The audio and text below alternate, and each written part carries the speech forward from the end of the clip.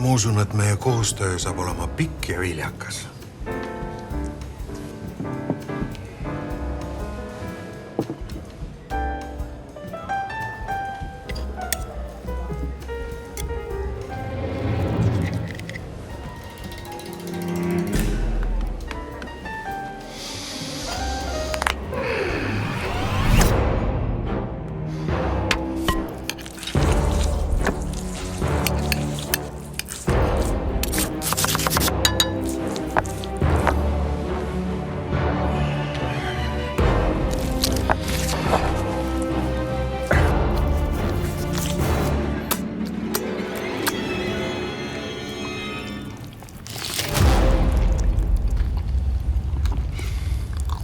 See mees tajub kebabiiti.